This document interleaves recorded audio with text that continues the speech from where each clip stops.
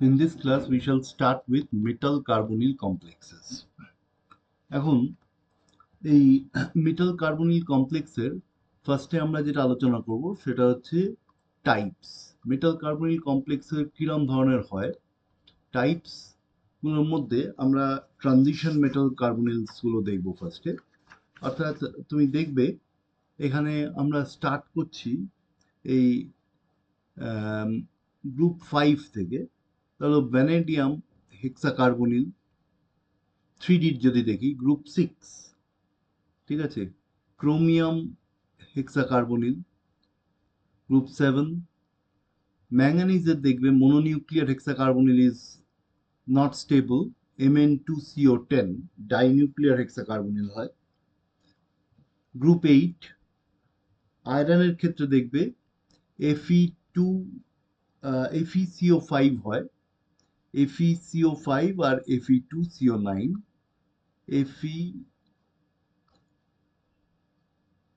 FeCO5, Fe2CO9 আর Fe3CO12 এই কার্বনিলস গুলো জানা আছে। Cobalt CO mononuclear carbonyls of cobalt, they are not known। তুমি দেখবে এটা এক্সিস্ট করে এইভাবে CO2 CO8 আর CO4 CO12 এই দুটো স্টেবল। আর গ্রুপ 10 নিকেলের ক্ষেত্রে nickel tetracarbonyl. So these are some of the carbonyls of first transition. অর্থাৎ আমরা এগুলো দেখলাম ফর দি 3D এলিমেন্টস এর ক্ষেত্রে। 3D এলিমেন্টস এর ক্ষেত্রে এইসব কার্বনিল গুলো স্টেবল। তো একইভাবে তুমি যেমন দেখবে ক্রোমিয়াম হেক্সাকার্বনিল, তুমি যদি 4D তে দেখো, তুমি ক্রোমিয়ামের নিচে তুমি জানো মলিবডেনাম হয়, তাহলে মলিবডেনাম হেক্সাকার্বনিল এটাও স্টেবল। মলিবডেনাম টাংস্টেন 5D এর ক্ষেত্রে টাংস্টেন হেক্সাকার্বনিল এটাও স্টেবল, ঠিক আছে।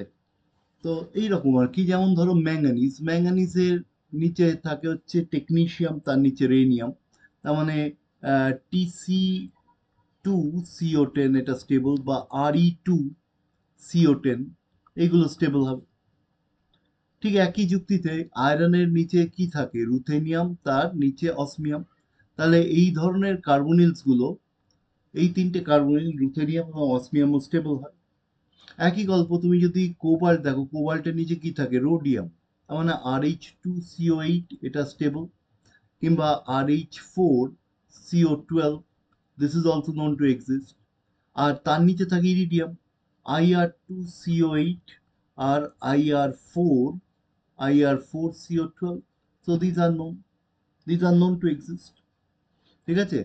প্যালেডিয়াম প্যালেডিয়াম টেট্রাকার্ব মানে এই নিকেলের নিচে তো প্যালেডিয়াম থাকে, প্যালেডিয়াম টেট্রাকার্বনিল এটা জানা নেই। প্ল্যাটিনাম টেট্রাকার্বনিল তুমি যদি দেখো, প্ল্যাটিনাম টেট্রাকার্বনিল এটা কিন্তু আনস্টেবল, ঠিক আছে, ইট ইজ প্র্যাকটিক্যালি আনস্টেবল। এটা প্যালেডিয়ামটা তো জানাই নি। আর for this it is practically unstable. তো these are the major carbonyls যেগুলো আমরা এক্সিস্ট করে। এখন আমাদের এটাকে এক্সপ্লেন করতে হবে in terms of in terms of 18 electron rule, যে এটা আমরা কিভাবে এক্সপ্লেন করব 18 ইলেকট্রন রুল দিয়ে। দেখো এই তুমি যদি ম্যাঙ্গানিজ দিয়ে স্টার্ট করো, MnCO5, আমরা তো দেখেছি Mn2CO10 টা স্টেবল। তো MnCO5 যেটা, তুমি এখানে ইলেকট্রন যদি কাউন্ট করো, ম্যাঙ্গানিজ হচ্ছে কত, 25, তাহলে 18 আর 7 25, তার মানে 7 প্লাস 5 ইন্টু 2 10, সো এটা টোটাল 17 ইলেকট্রন হচ্ছে। তো যে কারণে মনোনিউক্লিয়ার ম্যাঙ্গানিজ টেট্রাকার্বনিলটা আনস্টেবল। কিন্তু তুমি দেখবে যে এই MnCO5 মাইনাস, ঠিক আছে, এটা কিন্তু স্টেবল, দিস ইজ স্টেবল। তার মানে MnCO5 এখানে তুমি যদি মেটালিক সোডিয়াম দাও, দেখো মেটালিক সোডিয়ামটা কি হয়ে যাবে, Na প্লাস হয়ে যাবে, and it will readily lose an electron that will be accepted by MnCO5, যেটা অ্যাকচুয়ালি আনস্টেবল। যদি MnCO5 তৈরি হয়, তাহলে কিভাবে MnCO5টা নর্মালি আনস্টেবল, এবং আমি এটাকে স্টেবিলাইজ করতে গেলে Na প্লাস MnCO5 মাইনাস এইভাবে স্টেবিলাইজ করতে পারি। দেখো দিস বিকামস এই 7 plus 5 into 2 plus 1 for the negative charge, this becomes 18 electron system.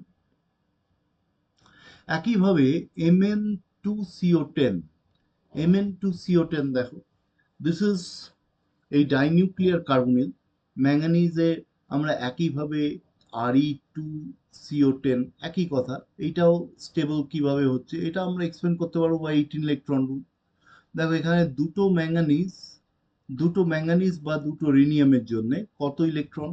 Manganese আমরা দেখেছি বাইরে 7টা ইলেকট্রন থাকে, তাহলে 2 ইন্টু 7 14 ইলেকট্রনস। 10টা কার্বন মনোক্সাইড, তার জন্য হচ্ছে 10 ইন্টু 2 20 ইলেকট্রনস। তাহলে এখানে দুটো যেহেতু মেটাল, তাহলে একটা মেটাল মেটাল বন্ড, তার জন্য হবে দুটো ইলেকট্রন। তার মানে আমরা দেখতে পাচ্ছি হচ্ছে 36 electrons per 2 manganese center, so this is equal to 18 electron per manganese center। তার মানে এটা স্টেবল হচ্ছে, তাই তো? এবং এই যে স্টেবল হচ্ছে, দেখো প্রত্যেকটা ম্যাঙ্গানিজের এই যে এটা স্ট্রাকচার যদি তুমি লক্ষ্য করো, দেখবে around each manganese the geometry is octahedral. এটার জিওমেট্রিটা অ্যারাউন্ড ইচ ম্যাঙ্গানিজ তুমি দেখবে ইট ইজ অক্টাহেড্রাল, এবং এইখানে দেখো around each manganese it is octahedral like this, তাহলে অক্টাহেড্রাল দেখাচ্ছে। এবং এই অক্টাহেড্রাল স্ট্রাকচারের মধ্যে তুমি দেখবে this MnMn bond, this is much longer, much longer than expected, much longer than expected। তাহলে MnMn bond is much longer than expected, so MnMn bond যেটা বলা হচ্ছে much longer than expected, অর্থাৎ এই বন্ডটা লম্বা কেন? এখন এই বন্ডটা লম্বা হওয়ার কারণ হচ্ছে, দেখো আমরা এটাকে এক্সপ্লেন করতে পারবো। তুমি যদি ম্যাঙ্গানিজটাকে দেখো, এটা তো জিরো ভ্যালেন্ট ম্যাঙ্গানিজ, তার মানে এখানে আমরা বলতে পারি D7 সিস্টেম, জিরো ভ্যালেন্ট, এবং এটা লো স্পিন হবে কারণ কার্বন মনোক্সাইড হচ্ছে strong field ligand, so they will be low spin. তাহলে D7 লো স্পিন মানে হচ্ছে কনফিগারেশনটা কিরকম হচ্ছে, দেখো এই হচ্ছে ইজি আর T2G, এইরকম এই D6, এই D7, so this is D7 low spin. তা D7 লো স্পিন হলে আমরা জানি there is unsymmetrical distribution of electron in the EG set। তাহলে এখানে কি হবে, two fold ground state degenerate হচ্ছে, এবং there will be extensive jantellar distortion, যার ফলে হচ্ছে কি MnMn বন্ডটা লম্বা হয়ে যাচ্ছে। তাহলে আমরা কি বলবো, আমরা এইভাবে লিখবো জিনিসটা যে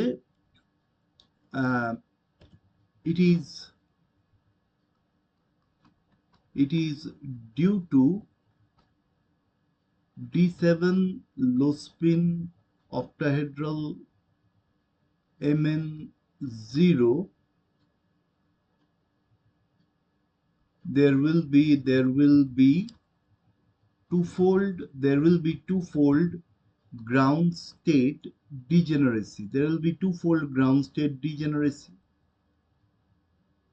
ঠিক আছে? যার ফলে হচ্ছে কি, therefore it is subject to tetragonal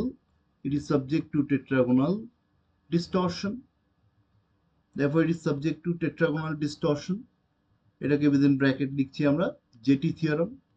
তাহলে ইয়ান্টেলার থিওরাম অনুযায়ী it is subject to tetragonal distortion, এবং যার ফলে কি হচ্ছে, therefore MnMn length becomes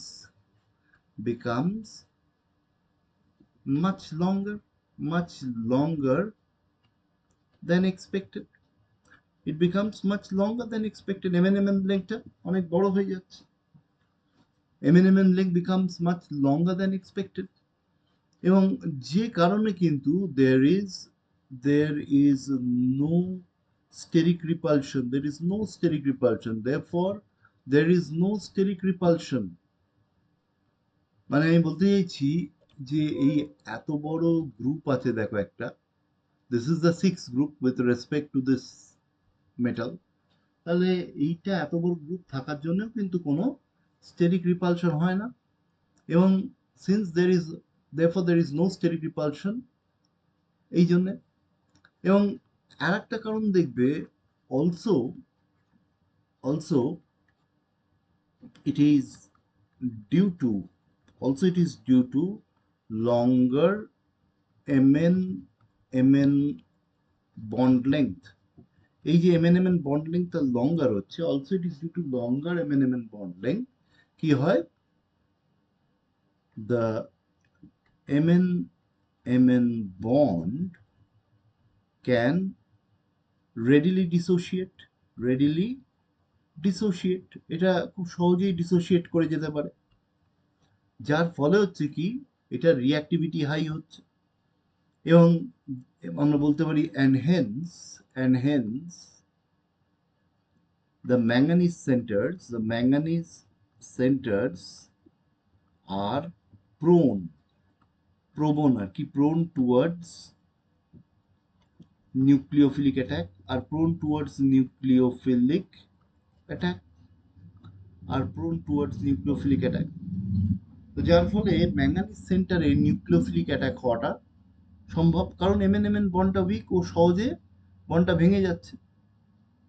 এবং দেখো এই যে নিউক্লিওফিলিক অ্যাটাক হচ্ছে, আমরা এইভাবে যদি দেখি, দেখো MnCO5, এই MnCO5 তুমি কোনো ধরো মেবি তুমি একটা এই ক্লোরাইড দিয়ে যদি রিয়াকশন করো দেখবে, বা মিথাইল মিথাইল লিথিয়াম ভাবছো হয়তো, say it is treated with like this,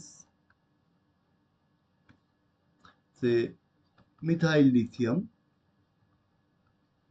তো এখানে কি হচ্ছে, এই নিউক্লিওফাইলটা it will attack the manganese center and you will end up with Mn, এই CH3 হয়ে যাবে CH3MnCO5।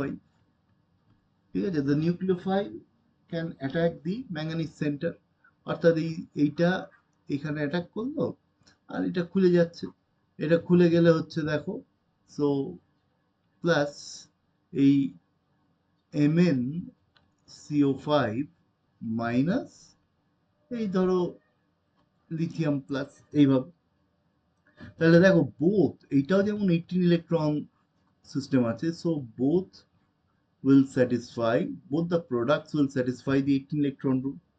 Naturally the reaction is favored। তাহলে তোমাকে যখন বলবে যে why Mn2CO10 are prone towards nucleophilic attack, ঠিক আছে, একটা তোমাকে বলতে হবে যে MnMn লেংথটা লম্বা হচ্ছে, এটা বলে দেবে যে অ্যান্টেলার ডিস্টরশন হচ্ছে, আর দ্বিতীয় পয়েন্ট হচ্ছে যে এই লম্বা হওয়ার ফলে এই বন্ডটা সহজে ভেঙে যাচ্ছে এরকম ধরনের নিউক্লিওফাইল যদি অ্যাটাক করে।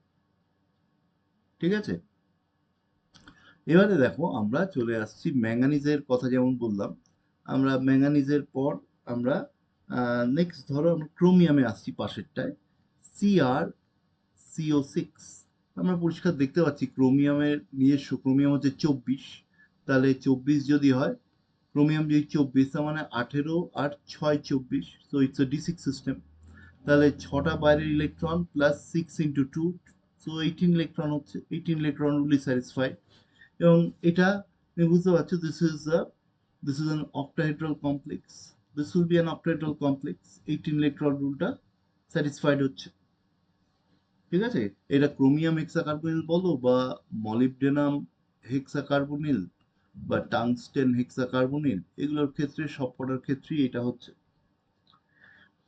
এবার একইভাবে আমরা যদি ভ্যানাডিয়ামটা দেখি, ভ্যানাডিয়াম VCO6, দেখো তুমি পরিষ্কার দেখতে পাচ্ছ যে ভ্যানাডিয়াম স্ক্যান্ডিয়াম টাইটেনিয়াম ভ্যানাডিয়াম মানে 23, তাহলে 18 আর 5-এ 23, তাই তো D5 সিস্টেম, তাহলে 5 plus 6 into 2 12, so this is also a 17 electron system। তাহলে তার সত্ত্বেও কিন্তু দেখা যাচ্ছে yet it is stable up to 70 degrees Celsius। yet it is stable up to 70 degree Celsius. কিন্তু তুমি যদি এটার সঙ্গে ধরো তুমি কোনো অ্যালকালি মেটালের রিয়াকশন করছো, তাহলে স্বাভাবিকভাবেই ও ইলেকট্রনটা নিয়ে নেবে and this will be converted to VCO6 minus, অর্থাৎ এই অ্যানায়নটা এই কার্বোনাইলেট অ্যানায়নটা তৈরি করবে, কারণ 18 ইলেকট্রন হচ্ছে। কিন্তু এই যে ডাইমারাইজেশন অর্থাৎ V2CO12, এই ডাইমারাইজেশনটা এটা ফেভার্ড হয় না স্বাভাবিকভাবেই, কারণ এতে ভ্যানাডিয়ামের দেখো কোঅর্ডিনেশন নাম্বার কি হয়ে যাচ্ছে, 7 হয়ে যাচ্ছে। এক একটা ভ্যানাডিয়ামের কোঅর্ডিনেশন নাম্বার 7 হয়ে যাচ্ছে। তো naturally there will be extensive steric repulsion, তাই তো? তাহলে dimerization of VCO6 is favored not favored since its coordination number will become 7, and there will be extensive steric repulsion,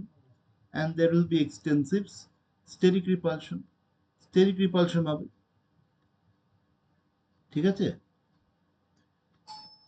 hence the mononuclear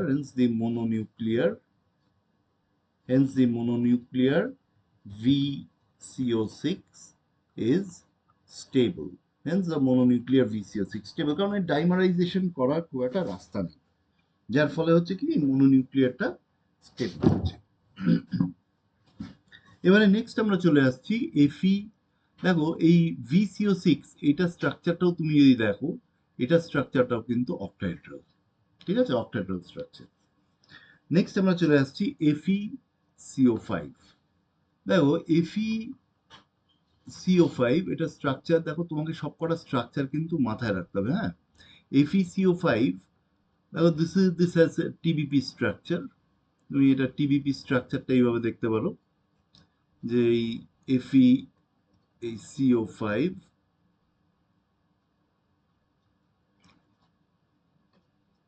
TBP structure হচ্ছে, এবং এখানেও তুমি পরিষ্কার দেখতে পাচ্ছ যে 18 ইলেকট্রন রুল কিন্তু এখানে স্যাটিসফাইড হচ্ছে। দেখো আয়রন হচ্ছে 26, 18 আর 8 26, তার মানে D8 সিস্টেম, আয়রন 0। তাহলে এখানে ইলেকট্রন কাউন্ট যখন করবে 8 প্লাস 5 ইন্টু 2, 18টা ইলেকট্রন হচ্ছে, ঠিক আছে তো?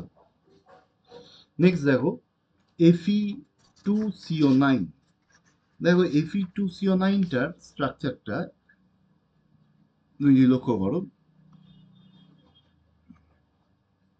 দেখো Fe2CO9 ইজ লাইক দিস। এই দুটো আয়রন সেন্টার, ঠিক আছে?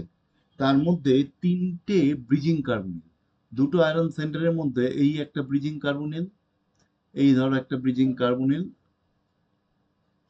আর এই আর একটা ব্রিজিং কার্বনিল, Fe2CO9। এবার প্রত্যেকটার থেকে একটা করে, প্রত্যেকটা আয়রন থেকে, দুটো আয়রন থেকে একটা করে টার্মিনাল কার্বনিল। দেখো it's like this, and there will be a metal metal bond. মনে রাখবে যখনই ব্রিজিং কার্বনিল থাকবে they will be accompanied by metal metal bond. তাহলে এইটা হচ্ছে স্ট্রাকচার। এখন the around each iron center the geometry is practically octahedral. তা এখানে আমরা যদি 18 ইলেকট্রন রুলের রেসপেক্টে ভাবি, তখন দুটো আয়রন আছে, দুটো আয়রনের জন্য 2 into 8, আয়রনটা 0 ভ্যালেন্ট ধরছি আমি, তো এটা হচ্ছে 16টা ইলেকট্রন। আয়রন তো 26, 18 আর 8 26, তাহলে এখানে 9টা কার্বন মনোক্সাইড আছে। সেই ব্রিজিং থাক টার্মিনাল থাক, আমরা জানি যে they are 2 electron donors and there is a iron iron bond, যার জন্য এই দুটো electron. So total 36 for 2 iron centres, so this is equals 18 per iron centre, ঠিক আছে? তাহলে Fe2CO9 এর স্ট্রাকচারটা আমরা এইভাবে দেখাবো। আর নেক্সট হচ্ছে Fe3CO12। Fe3CO12 কিন্তু it exists in two isomeric forms. Fe3CO12টা দেখবে it can exist in two isomeric forms. কিরকম? Exist in two isomeric forms. Two isomeric forms. তাহলে দুটো আইসোমেরিক ফর্মে এক্সিস্ট করছে। কিরকম? দেখো প্রথমটা খুব সহজ, তিনটে আয়রন সেন্টার দেখাচ্ছি আমরা, প্রত্যেকটার সঙ্গে এই মেটাল মেটাল বন্ড আছে, এক্সপেক্টেড থাকবে, এবং প্রত্যেকটা আয়রনের সঙ্গে চারটে করে carbon monoxide in an octahedral geometry. বুঝতে পারছো? তখন আমরা এইভাবে দেখাচ্ছি, দেখো এই অক্টাহেড্রাল জিওমেট্রি করবে তুমি। The geometry around each iron should be octahedral. তাহলে এই octahedral জিওমেট্রিতে এইভাবে জিনিসটাকে থাকছে। সো এইখানে আমরা দেখতে পাচ্ছি কার্বন মনোক্সাইড চারটে করে। So this is Fe3CO12, Fe3CO12 হচ্ছে এটা। এবার এটার আরেকটা আইসোমার এক্সিস্ট করে যেখানে মেটাল মেটাল বন্ডটা ঠিক আছে, but there is a bridging carbonyl. এখানে একটা ব্রিজিং কার্বনিল থাকে। কিরকম? দেখো এই তিনটে আয়রন সেন্টার যেমন দেওয়া হচ্ছে,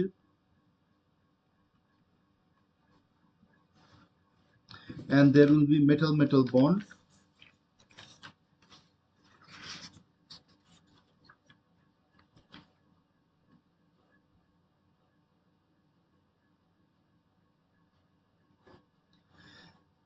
এবারে একদিকে দেখো এই আমি যে কোনো একটা কার্বনে, যে কোনো একটা আয়রনে আমরা দেখাচ্ছি এরকম অক্টাহেড্রালি চারটে টার্মিনাল কার্বনিল আছে। ঠিক আছে, এই চারটে টার্মিনাল কার্বনিল আছে। আর বাকি দুটোর মধ্যে দেখো there will be a bridging carbonyl. দেখো বাকি দুটো আয়রনের মধ্যে there will be two bridging carbonyls. কিরকম? দেখো আমরা দুই ব্রিজিং কার্বনিলস গুলো ধরো ব্লু দিয়ে দেখাচ্ছি এরকম ভাবে। এই একটা ব্রিজিং কার্বনিল হচ্ছে, ধরো কালারটা চেঞ্জ হলো না, জাস্ট মিনিট নাও।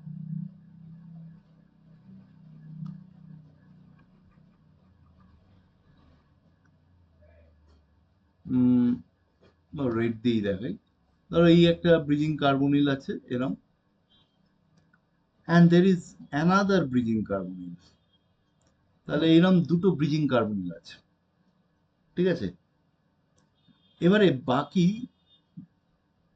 বাকি দেখো প্রত্যেকটায় বাকি দুটো আয়রনের সঙ্গে তিনটে করে কার্বনিল থাকবে অ্যাটাচড। অর্থাৎ এইখানে দেখো এই অক্টাহেড্রালি যদি করি আমরা,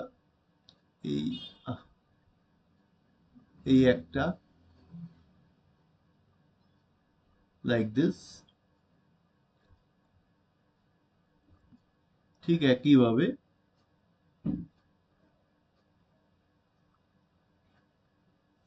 এরকম। So this is another isomer. So it exists in two isomeric forms, Fe3CO12. এবং এখানেও তুমি যদি 18 ইলেকট্রন রুল ইউজ করো, তুমি দেখবে দেখো তিনটে আয়রন, তার জন্য হচ্ছে 3 into 8 24, 12টা কার্বন মনোক্সাইড, সো 12 into 2 24, আর there are 3 metal metal bonds, তার মানে তিনটে আয়রন আয়রন বন্ড হচ্ছে, তার জন্য 6টা electron, 54 for 3 iron. So this is 18 electron per iron center. So 18 electron would be satisfied. ঠিক আছে? তাহলে এই একই ব্যাপার তুমি যদি আয়রন, রুথেনিয়াম, অসমিয়াম, তাহলে এদেরও কিন্তু একই টাইপের কার্বনিলস গুলো যেগুলো এক্সিস্ট করে, the structures are expected to be more or less similar. Next আমরা চলে আসছি আয়রনের পর, নেক্সট আসছি কোবাল্ট। দেখো কোবাল্টে আমরা প্রথমেই বললাম CO4, যেটা মানে CO4, this is non existent, তাই তো, this is non existent. কারণ আমরা পরিষ্কার দেখতে পাচ্ছি 18 ইলেকট্রন রুল স্যাটিসফাই করছে না, কারণ কোবাল্ট হচ্ছে কত 27, 18 আর 9 27 plus 4 into 2 8, so this is a 17 electron system. So naturally CO4 this is unstable, but it can exist in the form of an anion. তার মানে CO4 মাইনাস এই ধরনের অ্যানায়ন্স গুলোকে কি বলে কার্বোনাইলেট। So this carbonylate anion, a carbonylate anion can be stabilized. CO4 minus.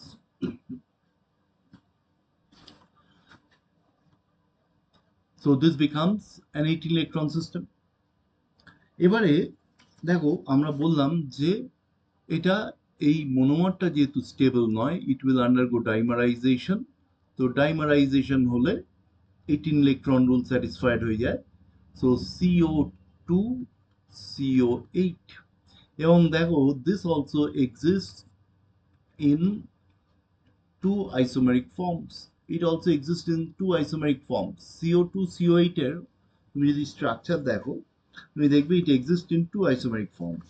একটা একবারে plane simple যেখানে কোনো মেটাল, যেখানে কোনো ব্রিজিং কার্বনিলস নেই।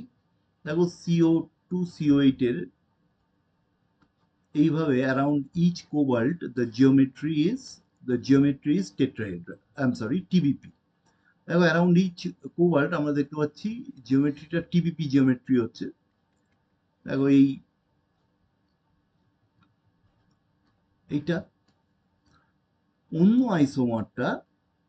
আইসোমারটা কিন্তু ব্রিজিং কার্বনিল থাকবে, অর্থাৎ এই কোবাল্ট কোবাল্ট বন্ড তো আছেই, তার সঙ্গে দেখবে এই CO2 CO8 এর এরকম ব্রিজিং কার্বনিলস আছে, দুটো ব্রিজিং কার্বনিল, আর বাকি এই তিনটে করে terminal carbonyl. So around each cobalt এখানে আমরা দেখতে পাচ্ছি জিওমেট্রিটা কিন্তু অক্টাহেড্রাল হচ্ছে। ঠিক আছে, তাহলে এটা হচ্ছে CO2 CO8। তা তুমি এরম যেমন কোবাল্ট বলছো রোডিয়াম, তার মানে আমি RH2CO8 হতে পারে, কিংবা IR2CO8 হতে পারে, একই ধরনের স্ট্রাকচার হবে। তো নেক্সট চলে আসবো হচ্ছে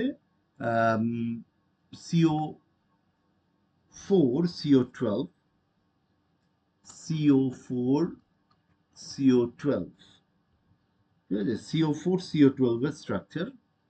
তো CO4 CO12 এর স্ট্রাকচার যদি দেখো তো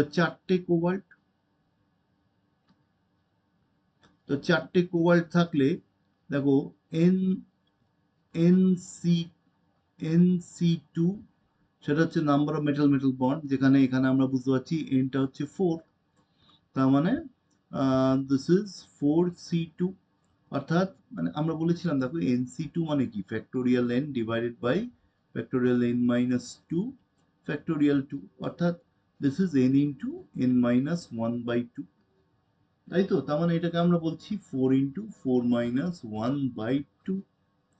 so there will be 6 metal metal bonds। দেখো 6টা মেটাল মেটাল বন্ড হবে, এটা তোমরা অলরেডি জানো।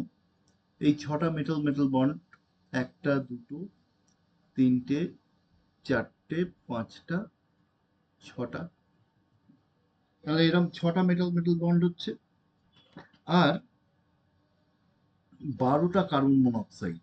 এবং 12টা কার্বন মনোক্সাইডে এটা মাথায় রাখতে হবে যে যে কোনো একটা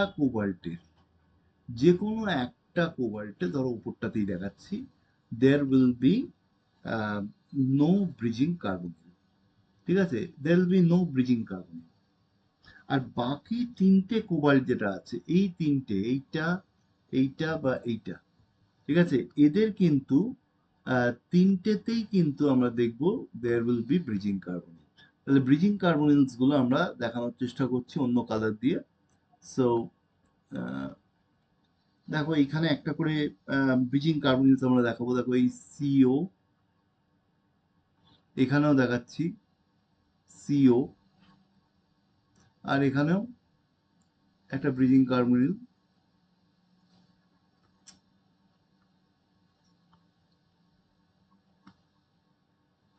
So there is another bridging carbonyl here, CO. তিনটেতে তিনটে ব্রিজিং কার্বনিল করলাম। এবার বাকি দেখো, বাকি টার্মিনাল কার্বনিল প্রত্যেকটা বাকি তিনটে কোবাল্টের, এই তিনটে কোবাল্টের দুটো করে আমরা টার্মিনাল কার্বনিল করে দেবো। তাহলে দেখো আমাদের হয়ে যাচ্ছে।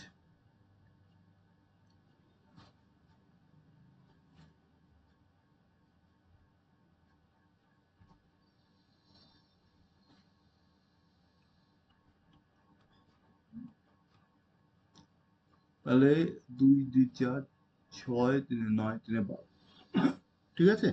So you have to remember the structure. Similar is the structure for RH4 CO12 and IR4 CO12. এদের স্ট্রাকচার কিন্তু সিমিলার হয়। তাহলে you have to know these structures.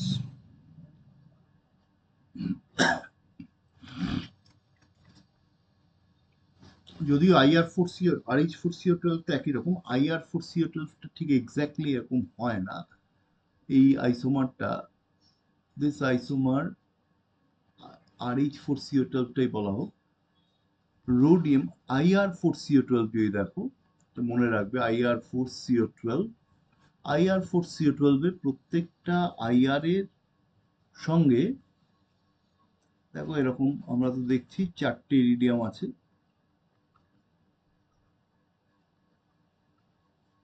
ঠিক আছে, প্রত্যেকটার সঙ্গে 3টে করে টার্মিনাল কার্বন।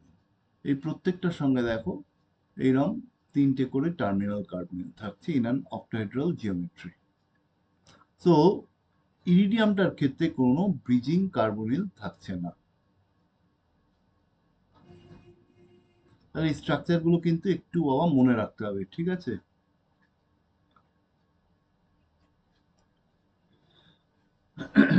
তাহলে নেক্সট আমরা আসবো। তাহলে আমরা এখানে কি দেখালাম? আমরা দেখালাম হচ্ছে টাইপস এবং স্ট্রাকচার। এবার নেক্সট আমরা চলে আসবো রিগার্ডিং দ্য সিনথেটিক স্ট্র্যাটেজিস। তারপর আমরা এগুলোর বন্ডিংও আসতে হবে, বন্ডিংটা বলবো। তো নেক্সট আমরা চলে আসছি এটার সিনথেসিস।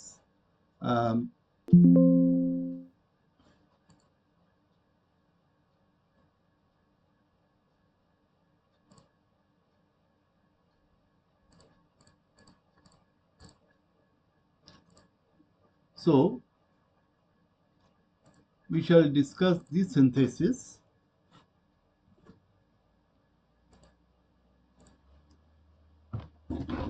তাহলে আমরা এরকম বলি সিনথেটিক মেথোডোলজি বা সিনথেটিক স্ট্র্যাটেজি, সিনথেটিক মেথোডোলজি। এই সিনথেটিক মেথোডোলজির মধ্যে প্রথম এবং মোস্ট ইম্পর্টেন্ট যেটা, সেটা হচ্ছে by reductive carbonylation method, by reductive carbonylation, by reductive carbonylation method. প্রথম এটা হচ্ছে বাই রিডাকটিভ কার্বনাইলেশন মেথড। এখন রিডাকটিভ কার্বনাইলেশন ব্যাপারটা কি? রিডাকশন অ্যালং উইথ, এটা মানে হচ্ছে reduction along with addition of carbon monoxide, reduction of metal center, অবশ্যই of metal center, reduction of metal center, ঠিক আছে, along with addition of carbon monoxide। এখন এই রিডাকটিভ কার্বনাইলেশন মেথডে সব থেকে ইম্পর্টেন্ট এক্সাম্পল, এই সেন্সে ইম্পর্টেন্ট যে সব থেকে বেশিবার পরীক্ষায় দিয়েছি যেটা, সেই জন্য ইম্পর্টেন্ট বলছি। তো পরীক্ষায় সব থেকে বেশি দেওয়া এক্সাম্পলের মধ্যে হচ্ছে যেটা ফার্স্টে দেখাই, সেটা হচ্ছে তুমি দেখবে যে VCl3 থেকে ভ্যানাডিয়াম হেক্সাকার্বনিল তৈরি করা। দেখো এটা হচ্ছে ট্রাইভ্যালেন্ট, সেখান থেকে জিরো ভ্যালেন্ট, রিডাকশন হচ্ছে, রিডাকশন অফ মেটাল সেন্টার, আর অ্যাডিশন অফ কার্বন মনোক্সাইড হচ্ছে। তো এটা কিভাবে করা হয়? এখানে দেখবে vanadium trichloride plus sodium, metallic sodium use করা হয় অ্যাজ এ রিডিউসিং এজেন্ট। আর ডাইগ্লাইম এই ইথারটাকে সলভেন্ট হিসেবে নেয় in presence of carbon monoxide. তাহলে এখানে 6টা, এখানে দেখো ভ্যানাডিয়াম 3 আছে, তা ভ্যানেডিয়াম 3 থেকে ফার্স্টে হয় কি, এই ভ্যানেডিয়াম -1 স্টেটে চলে যায়, অর্থাৎ এই 4টে sodium it actually transfer 4 electron. They transfer 4 electrons to vanadium trichloride. তো যার ফলে কি হচ্ছে, দেখো এটা this is converted to um, V VCO6, এই মাইনাস তৈরি হচ্ছে, এই অ্যানায়নটা তৈরি হচ্ছে। তার সঙ্গে যেটা হচ্ছে Na, এটা দুটো ডাইগ্লাইম লাগছে, Na ডাইগ্লাইম, এই একটা কমপ্লেক্স হচ্ছে Na diglyme whole 2 plus thrice NaCl plus thrice NaCl হচ্ছে। তাহলে এই জিনিসটা তৈরি হচ্ছে, বুঝতে পারছো?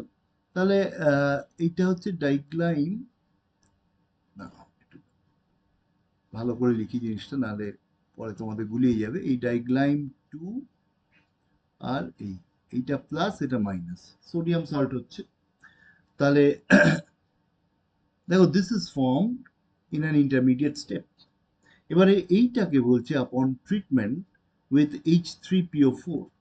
তাহলে এটা দেখো ভ্যানাডিয়ামটা হচ্ছে -1 অক্সিডেশন স্টেটে আছে, এবার এটাকে অক্সিডাইজ করা হচ্ছে to the zero valence state -1 থেকে টু ফর্ম ভ্যানাডিয়াম হেক্সাকার্বনেট। তাহলে তুমি এখানে বুঝতে পারছো রিডাকটিভ কার্বনাইলেশনের ব্যাপারটা। সো এখানে হচ্ছে রিডাকশন হচ্ছে, এই +3 থেকে আমরা দেখতে পাচ্ছি এই -1 স্টেটে আসছে, সো দিস ইজ রিডাকশন। আর অ্যাডিশন অফ কার্বন মনোক্সাইড, এই কার্বন মনোক্সাইড ভ্যানাডিয়ামে অ্যাড করা হচ্ছে। তাহলে so this is reductive carbonylation, ঠিক আছে? So this is the reductive carbonylation strategy for synthesis of vanadium hexacarbonate. Next দেখো আরেকটা এক্সাম্পল দেওয়া হোক, সে সিনথেসিস অফ, আচ্ছা এখানে কিন্তু একটা জিনিস বলা দরকার, রিয়াকশনটা কিন্তু 300 বার, ঠিক আছে, হাই প্রেশার লাগে কিন্তু, হ্যাঁ হাই প্রেশার লাগে, যদি মনে রাখতে পারো, কারণ এই পার্টিকুলার রিয়াকশনটা বারবার এসছে। So if you can remember the pressure also it will be very nice, otherwise high pressure লিখে দেবে। আচ্ছা আরেকটা এক্সাম্পল দেখো, তুমি Mn, ধরো তোমাকে বলা হলো Mn ম্যাঙ্গানাস অ্যাসিটেট থেকে Mn2CO10, ম্যাঙ্গানাস অ্যাসিটেট থেকে Mn2CO10 কেমন ভাবে করছো? দেখো আমরা এই MnOAC, এটার সঙ্গে কার্বন মনোক্সাইড রিয়াকশন করা হচ্ছে in presence of triethyl aluminium, ঠিক আছে? তো এখানে in presence of triethyl aluminium and তোমার in presence of isopropyl ether, মানে সলভেন্টটাকে তুমি আইসোপ্রোপাইল ইথার নিচ্ছ। দেখো সলভেন্ট ইউজুয়ালি এখানে নন অ্যাকোয়াস সলভেন্ট করলেই ভালো হয়। সো দিস ইজ ডাইআইসোপ্রোপাইল ইথার, তাতে this is converted to Mn2CO10। তাহলে এখানে কোনটা রিডিউসিং এজেন্ট হিসেবে কাজ করছে? দেখো অবভিয়াসলি কার্বন মনোক্সাইডই করছে। Carbon monoxide itself is also behaving as a reducing agent as well as carbonating agent। দেখো আরেকটা এক্সাম্পল দিচ্ছি, 3 নম্বর। দেখো 3 নম্বর এক্সাম্পলে conversion of cobalt carbonate, cobalt কার্বনেটকে আমরা conversion of cobalt carbonate CO3 to CO2 CO8, CO2 CO8 by reductive carbonization. এটা দেখছো +2 অক্সিডেশন স্টেটে আছে, 0 ভ্যালেন্স স্টেটে নিয়ে যাচ্ছে। তো এখানে ওয়ান্স এগেইন দেখো main cobalt carbonate, this is treated with hydrogen. দেখো hydrogen is behaving as a reducing agent in presence of carbon monoxide. তাহলে এখানে দেখো ব্যালেন্স করে লিখছি একবারে, এটা হচ্ছে 2 hydrogens plus 8 carbon monoxide. So this is converted to দেখো 300 bar 300 bar আর এটা হচ্ছে 130 degree Celsius. So this is converted to CO2 CO8 plus twice carbon dioxide plus twice water. So once again দেখো এই রিডাকশন হচ্ছে zero valent along with addition of carbon monoxide. Reductive carbonylation strategy হচ্ছে, ঠিক আছে। আর একটা দেখো 4 নম্বর, chromium chloride থেকে আমাকে বললো ক্রোমিয়াম হেক্সাকার্বনেল সিনথেসাইজ করার জন্য, synthesis of chromium hexacarbonyl from chromium chloride. কিভাবে করছো দেখো, এখানে তুমি রিডিউসিং এজেন্টটা লিথিয়াম অ্যালুমিনিয়াম হাইড্রাইড ইউজ করছো, অর্থাৎ CrCl3, ক্রোমিয়াম এই 3 আছে, CrCl3 plus carbon monoxide plus এই লিথিয়াম অ্যালুমিনিয়াম হাইড্রাইড, ঠিক আছে, in presence of diethyl ether. এখানে হাই টেম্পারেচার প্রেশার দিতে হবে, high temperature pressure. So this is converted to CrCO6। তার মানে এখানে this is behaving as reducing agent, তার মানে এই ইলেকট্রন সাপ্লাই করছে, তাই না, রিডিউসিং এজেন্ট হিসেবে বিহেভ করছে, plus lithium chloride plus AlCl3, ঠিক আছে। So this is also an important reaction. আর একটা দেখো, আচ্ছা ওটা তো একবার একই রকম, ঠিক আছে। So these are some of the reductive carbonylation methods. Next আমরা চলে আসছি প্রিপারেশনে direct addition. So second method হচ্ছে direct addition of carbon monoxide. Direct addition of carbon monoxide to metals. তো এখানে দেখো এটার মধ্যে প্রথম এবং সব থেকে ইম্পর্টেন্ট যেটা, that is nickel in presence of 4 carbon monoxide, room temperature pressure 1 bar, ঠিক আছে। So this is converted to nickel tetracarbonyl, এবং তুমি জানো এই কমপ্লেক্সটা কি হবে, টেট্রাহেড্রাল হবে, 0 ভ্যালেন্ট নিকেল। এবং এটা অ্যাকচুয়ালি মন্ডস প্রসেসে এটা কাজে লাগানো হয়, এই রিয়াকশনটা ইন মন্ডস প্রসেসে কি করা হয়, ইমপিওর নিকেল যেটা তৈরি হয়, মানে মেটালার্জিতে ইমপিওর নিকেলটাকে এই এই কার্বন মনোক্সাইডটা কি করা হয়, এই ইমপিওর নিকেলের ওপর দিয়ে পাস করানো হয়, ঠিক আছে, কার্বন মনোক্সাইড। তাতে হচ্ছে কি এই NiCO4 তৈরি হয়ে যাচ্ছে। এবার এটাকে হিট করলে একবারে বাকি ইম্পিউরিটিস গুলো রিয়াক্ট করছে না, শুধুমাত্র নিকেল রিয়াক্ট করছে, তাহলে এটাকে হিট করলে you can get back this pure nickel. So এই যে রিয়াকশনটা, this is used to purify nickel. 2 নম্বর রিয়াকশন দেখো, that is Fe plus 5 carbon monoxide, এটাকে এই 100 বার আর 150 degree Celsius high temperature pressure, this is converted to FeCO5। তাহলে এখানেও দেখো direct addition of carbon monoxide হচ্ছে।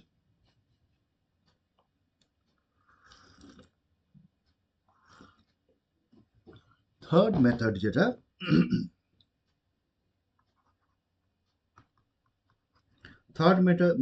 যেটা, বলছে যে বাই ইউজিং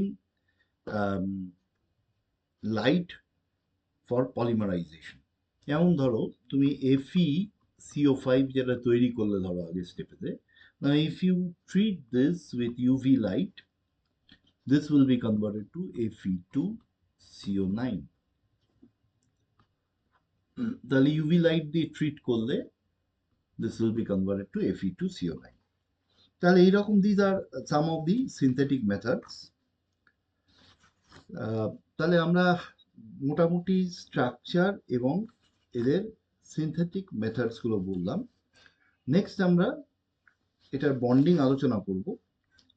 বন্ডিংটার আলোচনা করতে গেলে তার আগে আমাদের আরো দুটো, আচ্ছা তার আগে একটু রিঅ্যাক্টিভিটিটা আলোচনা করে দিই, ঠিক আছে? তারপর আমরা বন্ডিং এ আসবো। রিঅ্যাকশনস, বন্ডিং এবং আইআর স্পেকট্রা ওইগুলো একদম লাস্টে বলছি। Reactions of metal carbonates, reactions of metal carbonates, ঠিক আছে?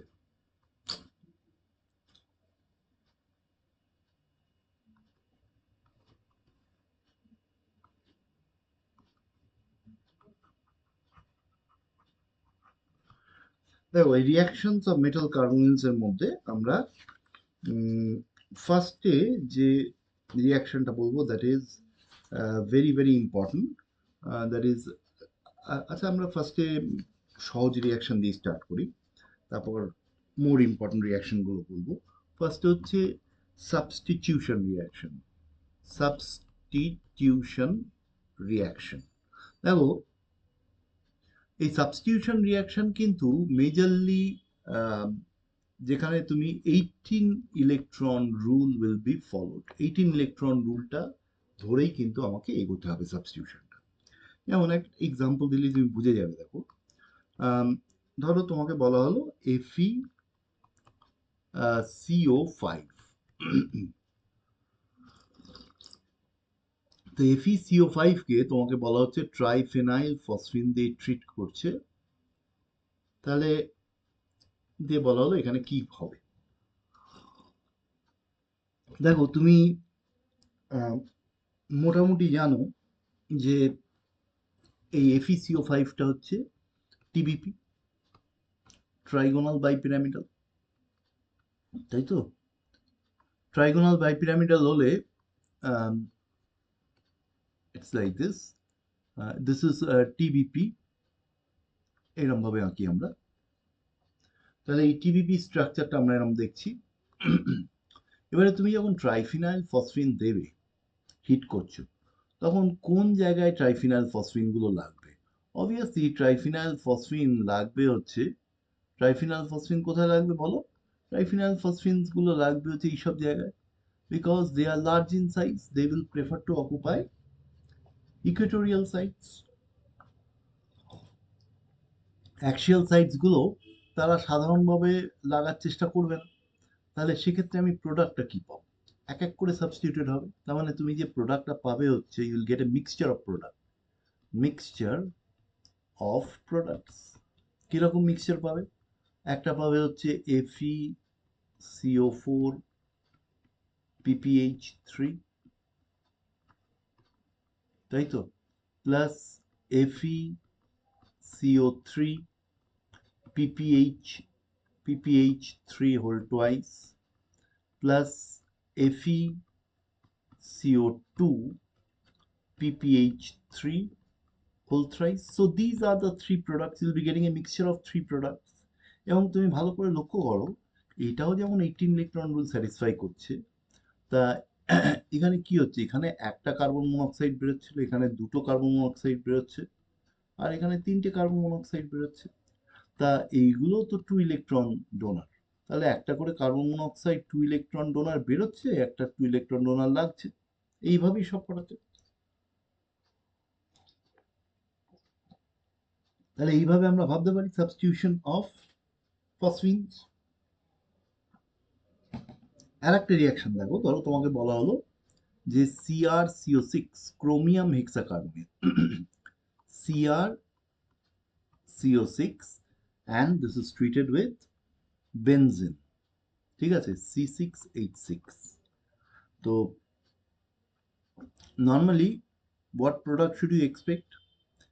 আমরা এরকম এক্সপেক্ট করতে পারি যে তিনটে কার্বন মনোক্সাইড বেরোলে তাহলে 6টা ইলেকট্রন বেরোচ্ছে, আর এক একটা বেনজিন হ্যাভ টু 6 ডোনার, তাই না? তাহলে আমি এই বেনজিনটাকে হ্যাপ্টো 6 ডোনার হিসেবে রেখে এই Cr CO3 করতে পারি এইভাবে। টেট্রাহেড্রাল কমপ্লেক্স হচ্ছে এরকম। দেখো 18 ইলেকট্রন, যেমন এইটাও 18 ইলেকট্রন রুল স্যাটিসফাইড হচ্ছে, এখানেও 18 ইলেকট্রন রুল স্যাটিসফাইড হচ্ছে। ঠিক আছে তো? তো তিনটে কার্বন মনোক্সাইড রিপ্লেসড হচ্ছে এই হ্যাপ্টো 6 ডোনার দিয়ে, তার মানে 6 ইলেকট্রন ডোনার। তাহলে এটা এক ধরনের রিয়াকশন হলো, very simple type of reaction. Next দেখো সেকেন্ড যে টাইপ অফ রিয়াকশন দেবো, দ্যাট ইজ 2 নম্বর reaction, that is formation of carbonylate anions। কিরকম? ধরো তোমাকে বলা হলো Mn2CO10, তুমি এটাকে পটাশিয়াম হাইড্রাইড দিয়ে যখন রিয়াকশন করছো ইন, ধরো solvent tetrahydrofuran THF, tetrahydrofuran solvent দিয়ে, so you'll find that this is converted to a K plus Mn, এই twice, এটা দিলে 2, twice K plus MnCO5 minus plus hydrogen। দেখো carbonylate, so this is the carbonylate anion. তার মানে এখানে metal metal বন্ডটা ভাঙছে। মেটাল মেটাল বন্ড দেখো MnMn বন্ডটা এমনি উইক, তাই না? MnMn বন্ডটা উইক আছে এবং এটা ভাঙছে এখানে। আর এখানে এই হাইড্রাইড থেকে হাইড্রোজেন লিবারেটেড হচ্ছে, দেখো।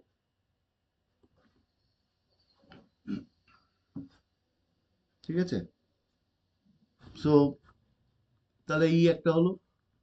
আর একটা দেখো FeCO5, এটাকে জাস্ট মেটালিক সোডিয়াম দিয়ে ট্রিট করলে এই সোডিয়ামটা, এখানে sodium in liquid ammonia, metallic sodium in liquid ammonia, সলভেন্টটা লিকুইড অ্যামোনিয়া নিচ্ছ, so this is converted to Na2FeCO4, Na2FeCO4 plus carbon monoxide.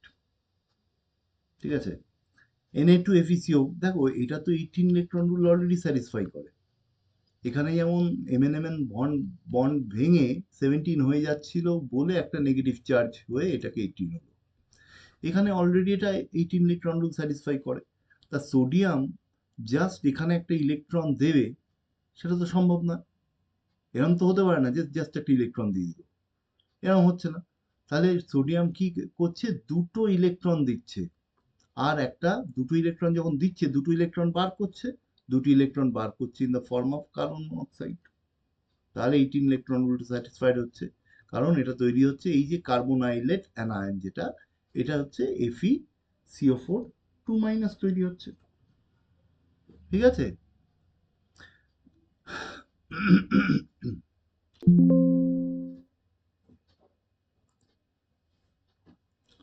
তাহলে আজকে এখানে থামবো।